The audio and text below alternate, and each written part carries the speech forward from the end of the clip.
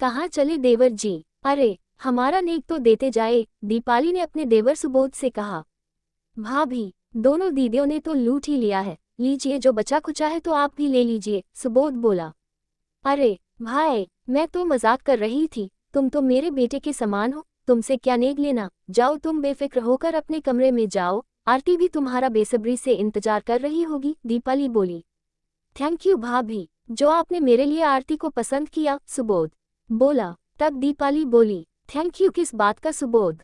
बड़ी बहू होने के नाते ये तो मेरा फर्ज था कि इस घर के लिए ऐसी लड़की लेकर आऊं जो बहुत सुंदर, सुशील और संस्कारी हो, और मुझे ये सब गुण अपनी ममेरी बहन आरती में दिखे, और उसने भी तुम्हें पहली ही नज़र में पसंद कर लिया था, और फिर मम्मी पापा के अलावा और भी रिश्तेदारों को आरती बहुत पसंद आए, इसलिए इस रिश्ते में कोई अड़चन ही नहीं आई। फिर आरती है भी तो कितनी खूबसूरत, लेकिन फिर भी भाभी आरती को ढूंढा तो आपने ही था, इसलिए इसका सारा श्रेय आपको ही जाता है, सुबोध बोला।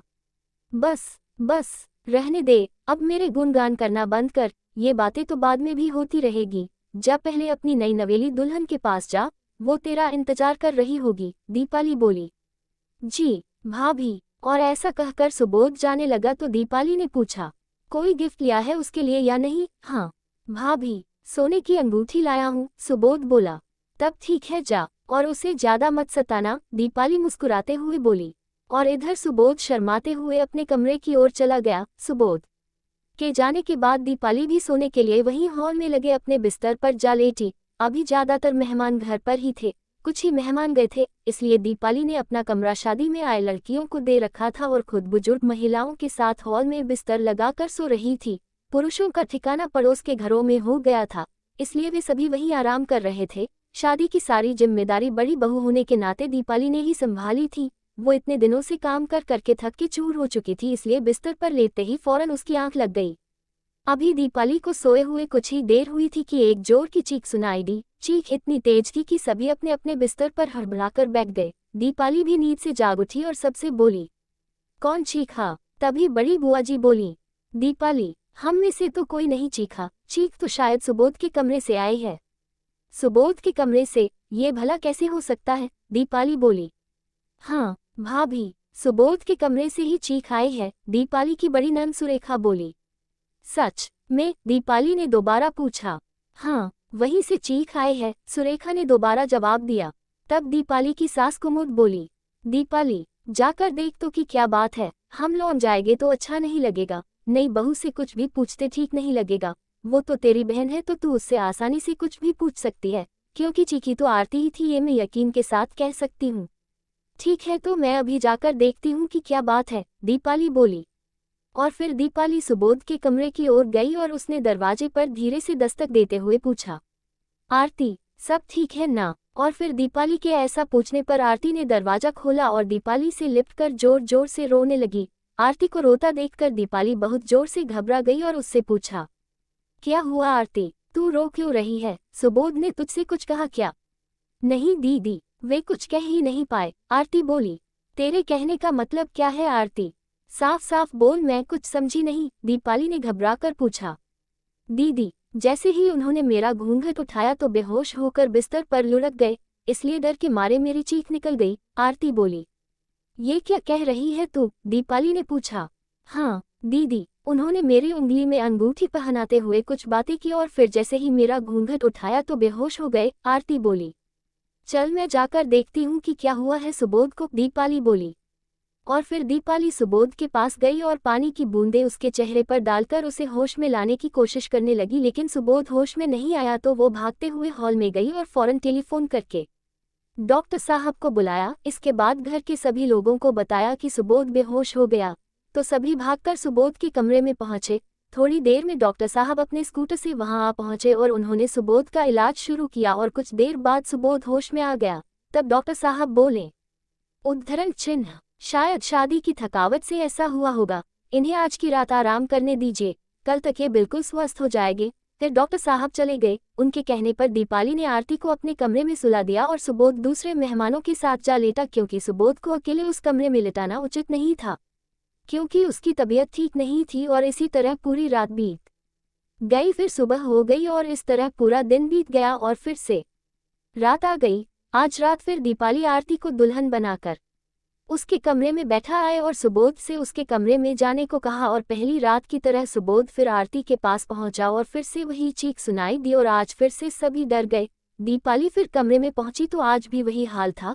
सुबोध फिर बेहोश था और फिर डॉक्टर साहब को बुलाया गया, लेकिन इस बार डॉक्टर साहब ने कहा कि सुबोध के बेहोश होने की वजह थकावट नहीं है, आप इन्हें किसी साइकेट्रिस्ट को दिखाए, वही इनकी बीमारी की ठीक वजह बता पाएंगे। ये बात सुनकर वहां मौजूद महिला मेहमानों के बीच खुसर पुसर होने लगी। वे आपस में कहने लगी कि हो ना हो ये कोई ऊपरी चक्कर है या दुल्हन ही किसी रूप प्रेत को अपने साथ ले आई है तभी ऐसा हो रहा है, वो रूह इन दोनों का मिलन ही नहीं होने दे रही। दीपाली ने ये सब सुना तो सबसे बोली, शांत रहिए आप लोग, ये क्या बेसिर पैर की बातें कर रहे हैं आप लोग। कल ही हम लोग सुबोध को किसी साइकेट्रिस्ट को दिखाते हैं, सारी बातें पता चल जाएगी कि क्या बात है। फिर दूसरे दिन सुबोध अपने बड़े भाई और पापा के साथ साइकेट्रिस्ट के पास गया और डॉक्टर ने उससे बहुत से सवाल पूछे और सुबोध ने सब कुछ साफ साफ बता दिया कि अभी उसकी उम्र केवल 23 साल है, ना उसका पहले किसी लड़की के साथ कोई अफेयर था और ना ही कोई शारीरिक संबंध। उसने तो पहले ही मन में सोच लिया था कि वो अपने घरवालों की पसंद से ही शादी करेगा। अब डॉक्टर को पूरी बात समझ में आ रही थी और उन्होंने आरती को भी अपने पास बुलवाने को कहा और जब डॉक्टर साहब आरती से मिले तो उन्हें पूरी बात ठीक तरह से समझ आ गई थी, क्योंकि आरती बहुत ही ज्यादा खूबसूरत थी, सुबोध से कई गुना खूबसूरत। और फिर डॉक्टर साहब सबसे बोले, सुबोध को विंस्ट्राफोबिया या कैलिग्निफोबिया हुआ है, इस बीमारी में होता क्या है डॉक्टर साहब? सुबोध के बड़े भाई प्रमोद ने पूछा। तब डॉक्टर साहब बोले, इस फोबिया में पुरुषों को खूबसूरत महिलाएं पसंद तो होती है, लेकिन ऐसी महिलाओं से उन्हें डर लगता है। खूबसूरत महिलाओं को देखकर या उनसे अकेले में बात करने के ख्याल से भी वे बुरी तरह घबराते हैं। इस फोबिया से पीड़ित लोगों को सुंदर महिलाओं से इतना ज्यादा डर लगता है कि वो ऐसी महिलाओं से मिलने या बात करने के ख्याल भर से ही बुरी तरह से घबरा जाते हैं, कभी कभी तो बेहोश भी हो जाते हैं। इस बीमारी के लक्षण है शरीर बुरी तरह कांपना, दिल की धड़कन बढ़ जाना, सांस लेने में दिक्कत होना, पसीना आना, उल्टी, सिर दर्द, रोना और बेहोश हो जाना, कभी कभी तो दिल का दौरा भी पड़ जाता है। तो इसका कोई इलाज? सुबोध के पापा ने पूछा।